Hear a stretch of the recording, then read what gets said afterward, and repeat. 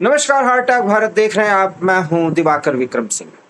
एक तरफ देश 3 मोर्चों पर अब लड़ाई कर रहा है और दूसरी तरफ ये भारत के लोगों की ताकत और भारत के लोगों की कृपा से या उनके आशीर्वाद से सरकार के कुछ ऐसे फैसले जिससे आर्थिक क्षेत्र में भी हमारी प्रगति पूरी दुनिया में सबको चौंका देने वाली बात।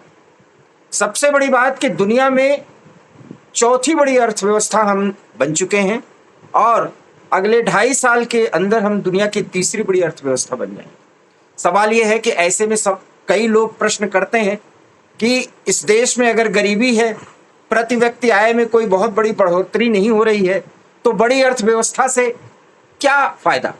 इसके संबंध में हमारे साथ जो मेहमान जुड़े हुए हैं, प्रोफेसर ललन प्रसाद जी, वो बहुत ही महत्वपूर्ण तरीके से इस जानकारी को शेयर कर पाए हैं हार्ट अटैक भारत के दर्शकों को कि वास्तव में भारत की अर्थव्यवस्था अगर चौथी बनी तो इससे हर एक भारतीय को कितना फायदा होगा। लेकिन आज इससे जुड़ा कुछ और सवाल है जिसको हम ओपनिंग में बता ही देते हैं। सबसे बड़ी बात है कि भारत की अर्थव्यवस्था बढ़ रही है, देश के सामने चुनौतियां भी हैं, वैसे दुनिया के सामने भी चुनौतियां। पूरी दुनिया की इकोनॉमी पर एक बड़ा असर पड़ सकता है, मंदी की स्थिति आ सकती है, ऐसी भी आशंकाएं व्यक्त की जा रही। लेकिन भारत सरकार का विदेशी मुद्रा भंडार जो हमारा रिजर्व है वो मतलब रिकॉर्ड स्तर को पार कर गया है। इसके साथ ही साथ हम लगातार गोल्ड खरीद रहे हैं। पूरी दुनिया से हमको जहां भी मौका मिल रहा है, जब भी अपने अर्थव्यवस्था को मजबूत करना पड़ रहा है, और इस 2025 के अंदर तो हमने रिकॉर्ड तोड़ खरीदारी की और 7वें नंबर पर हम गोल्ड के जो रिजर्व्स हैं उसके दृष्टिकोण से हम आ चुके हैं पूरी दुनिया में। और साथ ही साथ अभी आप देखिए, रिजर्व बैंक ने रेपो रेट घटा दिया है। अब आपको अगर होम लोन लेना होगा घर बनाने के लिए, चूंकि मध्यम वर्ग को जरूरत होती है, गरीबों को जरूरत होती है, तो अब आपको सस्ते दर पर लोन मिलेगा। ये सब क्या एक पुख्ता अर्थव्यवस्था के सबूत नहीं है? और अगर हैं तो कैसे, नहीं है तो कैसे? आज प्रोफेसर साहब से हम इसी बात पर चर्चा करेंगे। सबसे पहले सवाल यही कि सर, ये गोल्ड का रिजर्व हम इतना क्यों बढ़ा रहे हैं और रेपो रेट जिस तरीके से कम किया गया है, इसके क्या मायने? देखिए, सोना तो समृद्धि का प्रतीक है और जिस देश के पास जितना अधिक सोने का भंडार है, माना जाता है कि वो उतना ही समृद्ध। दुनिया के जो बड़े बड़े चीन है, अमेरिका है और कनाडा है, इन लोगों के पास सोने का बहुत बड़ा भंडार है और भारत भी दुनिया के उन देशों में है जिसके पास काफी सोने का भंडार है। अभी भारत 10 बड़े प्रोड्यूसर सोने के हैं उनमें तो नहीं है, लेकिन सोने का जो उपभोग है, कंजम्पशन है जो गोल्ड का, उसमें भारत का नंबर बहुत आगे है। 2025 के शुरू में तब ये सबसे बड़ा गोल्ड कंज्यूमर बन गया भारत। जी, मैं आपको इसमें दर्शकों को जानकारी देते चलूं। RBI, reserve bank of India ने 2025 में 57.5 टन गोल्ड जो है वो खरीद करके रिजर्व में रखा है, मतलब हमारे खजाने में रख दिया गया है उसको। जी, 840 टन के करीब सोना रिजर्व में हमारे है जी, और ये तो ऑफिशियल फिगर रिजर्व बैंक की है। इसके बाद कितना सोना हमारे मंदिरों में है इसका आपको अंदाज होगा। हिंदुस्तान के 8 बड़े बड़े मंदिर जो हैं, जिसमें ये स्वर्ण मंदिर है और इसमें बालाजी का मंदिर है, काशी विश्वनाथ का मंदिर है, सोमनाथ का है, पद्मनाभन स्वामी मंदिर जो साउथ में है, उसमें कुछ वर्षों पहले जो दरवाजा खोला गया था तो अंदाज लगाया गया कि $1 ट्रिलियन का सोना उसमें है। $1 ट्रिलियन। जी। तो हमारे यहाँ सोने का भंडार तो बहुत है। और इसके पहले आपको याद है, प्राचीन काल में तो भारत को सोने की चिड़िया कहा जाता था। क्यों कहा जाता था? इसलिए नहीं सिर्फ कि सोना बहुत था, बल्कि इसलिए कि समृद्धि बहुत थी, साथ साथ में सोना भी बहुत था।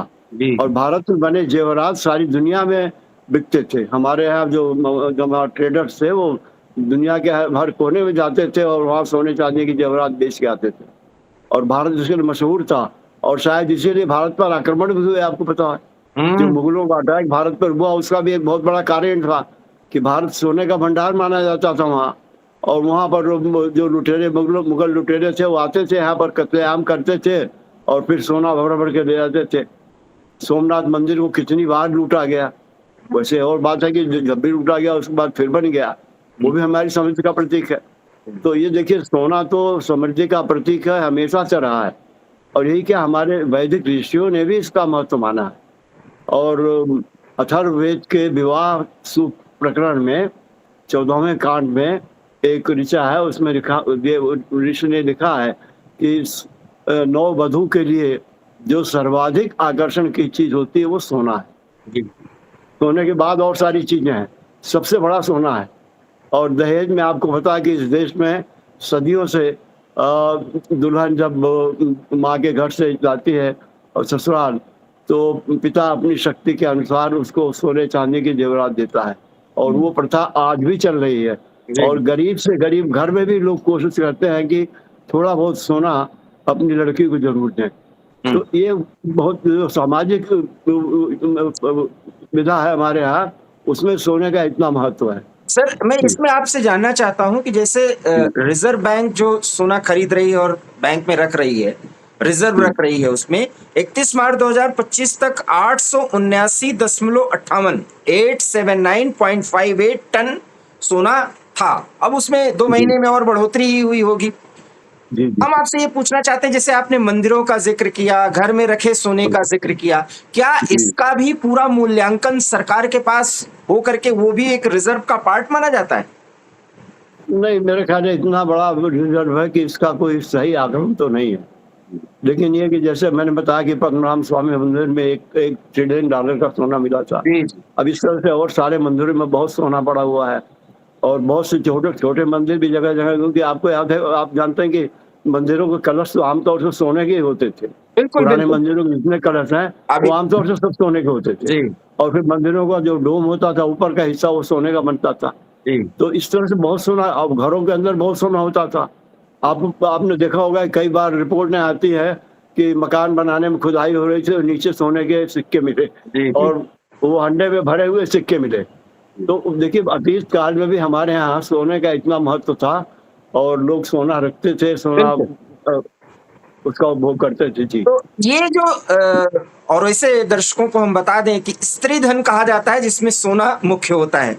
तो ये सर जो रिजर्व हो रहा है, ये मॉडर्न अगर इकोनॉमी के दृष्टिकोण से देखें तो ये सोना क्या मुद्रास्फीति को रोकता है और हमारे रुपए की जो कीमत है, इसकी जो स्थिरता है डॉलर के मुकाबले, इसकी जो वास्तविक स्थिति है, इसको स्थापित करता है? दिवाकर जी, बड़ा अच्छा सवाल आपने पूछा। जी, देखिए सोना एक समृद्धि का प्रतीक तो है ही, और ये इसका रिजर्व जो करेंसी छपती हो तो वो पेपर नोट है।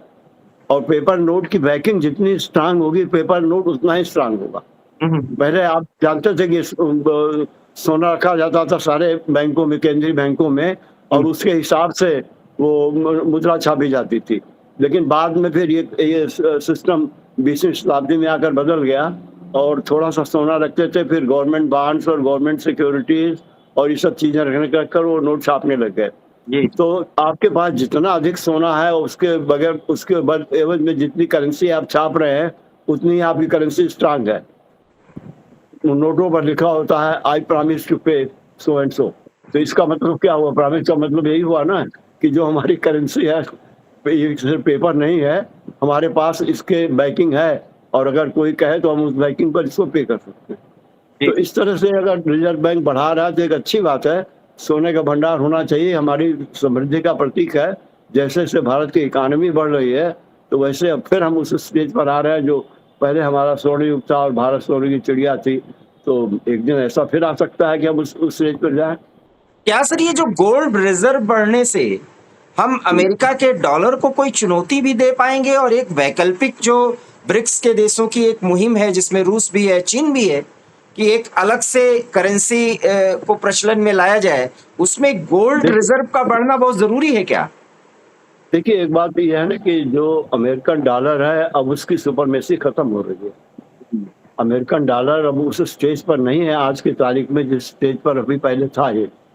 और धीरे धीरे जो और कंट्रीज विकसित होते जा रहे हैं वो अल्टरनेट करेंसी की बात सोच रहे हैं, और इसी लिहाज से ब्रिक्स कंट्रीज ने यह फैसला किया था और भारत उसमें शामिल था कि गोल्ड का डॉलर का अल्टरनेटिव धीरे धीरे डेवलप करना। लेकिन जो की राजनीति है उसमें बहुत सारी चीजें की ओवरनाइट नहीं हो सकती।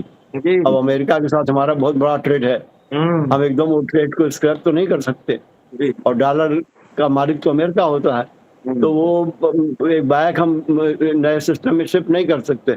लेकिन ग्रेजुअली हम शिफ्ट कर रहे हैं, ये भी मैं आपको बताऊं, जी क्योंकि बहुत से कंट्रीज के साथ हम द्विपक्षीय वार्ता कर चुके हैं, जिसमें हम जैसे पेट्रोल खरीदते हैं तो हम डॉलर की जगह इंडियन करेंसी दे रहे हैं। अब रशिया के साथ भी हमारा जो ट्रेड है वो रुपी ट्रेड बहुत ज्यादा है, बहुत सारा हम रशिया को डॉलर नहीं दे रहे हैं, रुपये के माध्यम से कर रहे हैं, और भी कंट्रीज के साथ हमने रुपये माध्यम से किया है। तो इस तरह से एक प्रयास हो रहा है कि धीरे धीरे हम अपनी करेंसी को उस स्टेज पर लाएं कि अंतर्राष्ट्रीय बाजार में चीजें हम अपनी करेंसी से खरीद करेंसी सकें। पे करें। फ्रांस के लेकिन साथ, रूस के साथ हम ये पहल भी कर रहे हैं। और जी जानकारी दर्शकों को हम ये बता दें कि अगर आप फ्रांस जाते हैं, वहां पेरिस पहुंचते हैं और एफिल टावर जी घूम रहे हैं, तो आप अपने यूपीआई के माध्यम से वहां पर खरीदारी कर सकते हैं, लेन देन कर सकते हैं। और ऐसी ही हाँ कुछ बिल्कुल, स्थिति अब रूस से भी बनाई जा रही है। जी सर। जी जी। डिजिटलाइजेशन का ये बहुत बड़ा फायदा है कि हम कहीं जा रहे हैं बाहर के देशों में, तो हम यहाँ का क्रेडिट कार्ड अपने बैंकों का, उससे से हम वहाँ पेमेंट करने की स्थिति में आ गए। जी जी तो ये भी एक तरह से सब्स्टिट्यूट है डॉलर का।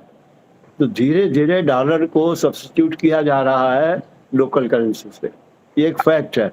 और इसमें एक बात यह है कि अगर हमारे पास सोने का भंडार अच्छा है तो हमारी करेंसी मजबूत रहेगी। अब देखिए अमेरिका की इसी से सर एक भी जुड़ा हुआ है कि करेंसी मजबूत हो रही, और हमारा विदेशी मुद्रा भंडार भी हम बढ़ा सकते हैं इसकी बदौलत। और देखिए इस वक्त हमारा विदेशी मुद्रा भंडार लगभग 700 बिलियन डॉलर के ऊपर पहुंच गया। जो जो जो सर आधिकारिक रिपोर्ट आ रही है, उसमें इस समय हमारा जो विदेशी मुद्रा भंडार है वो 83.582 बिलियन अमेरिकी डॉलर है। अमेरिकी डॉलर है ना। जी तो जो मतलब बिलियन डॉलर जो मैं आपसे बता रहा हूँ, ये ऑथेंटिक फिगर 690 और 700 के बीच में जी विवर कर रही है हमारी करेंसी। जी और दुनिया के 4 बड़े देशों में हम आ गए हैं जिसके पास इतनी बड़ी करेंसी है। जी जी ये कोई छोटी बात नहीं है। तो विदेशी करेंसी के मामले में भारत अब काफी समृद्ध हो चुका है। इसकी वजह यह है कि एफडीआई इन्वेस्टमेंट पिछले दिनों में भारत में, पिछले वर्षों में काफी बढ़ा है। पिछले 10-11 वर्षों में फॉरेन डायरेक्ट इन्वेस्टमेंट भारत में बहुत आया है, और बहुत सारा पैसा तो हमको इसमें मिला है जो make in India Modi ji ने किया है, तो उसमें जो एस्टेब्लिशमेंट हो रहे हैं उसके लिए। बाकी इंफ्रास्ट्रक्चर के लिए हमने बहुत पैसा बाहर से आया है, तो फॉरेन डायरेक्ट इन्वेस्टमेंट आया है। इसके बाद फॉरेन इंस्टीट्यूशनल इन्वेस्टमेंट तो आता ही रहता है, वो शेयर मार्केट में आप देखते हैं, तो वो कभी घटता बढ़ता है। उसके लिए थोड़ा ये है कि वो उड़ती चिड़िया हैं, कभी तो बहुत ज़्यादा हो जाएगा, कभी बहुत कम हो जाएगा, लेकिन है वो भी काफ़ी सब्सटेंशियल अमाउंट में। फॉरेन एक्सचेंज हमारा जो हमारा FII के थ्रू भी आता है, लोग हमारे शेयर्स खरीदते हैं, बेचते हैं, ट्रेडिंग जैसी होती है। और भारत इस समय विश्व के 5 सबसे बड़े स्टॉक एक्सचेंजों में भारतीय स्टॉक एक्सचेंज है। ये एक सर छोटी बात नहीं है कि बिल्कुल इतनी बड़ी ट्रेडिंग जो भारत में अब होने लग गई है, उसमें डोमेस्टिक ट्रेडर्स भी हैं और इंटरनेशनल ट्रेडर्स भी हैं, दोनों शामिल हैं, और हम 5वें स्थान पर पहुंच गए हैं। तो ये आप समझ सकते होंगे, सर ने जो बताने की कोशिश की उसमें आप समझिए, अक्सर विपक्ष ये सवाल उठाता है कि कितना फॉरेन से आया, हमारे यहाँ इन्वेस्टमेंट हुआ, विदेशी कंपनियां कितना आई। तो सर के मुताबिक 11 सालों में एक स्थिति ऐसी पहुंची है कि हम 5वें स्थान पर आ गए हैं। और ये तभी हो सका जब हमारी अर्थव्यवस्था की मजबूती दिखी निवेशकों के सामने, जो बाहर से हमारे यहाँ आकर के अपना पैसा इन्वेस्ट कर रहे हैं भारत में। भारत की अर्थव्यवस्था के प्रति उनका विश्वास बढ़ा है। और अब तो अभी अभी की जो जानकारी है, आपको शायद सुन करके आश्चर्य होगा कि डोनाल्ड ट्रंप के कहने के बावजूद भी कुछ अमेरिकी कंपनियां भारत में इन्वेस्ट करने आ रही हैं, जबकि वो मना कर रहे हैं। ये अब आपको पता ही होगा। सर तीसरा जो बड़ा मुद्दा है, चूंकि समय अभाव होता है, आप इतनी इंपॉर्टेंट चीजें बताते हैं कि उसमें समय जाता रहता है। रेपो रेट रिजर्व बैंक की तरफ से घोषित किया गया है, उसमें फिर कटौती की गई है। ये भी हमारी बहुत मजबूत अर्थव्यवस्था की एक बड़ी निशानी है और मध्यम वर्ग को इसका बड़ा फायदा होगा। तो रेपो रेट को बहुत सामान्य शब्दों में समझाइए, जिससे हार्ट अटैक के दर्शक जो है वो समझ सकें कि इसके कम होने से क्या कुछ फायदा होने जा रहा है।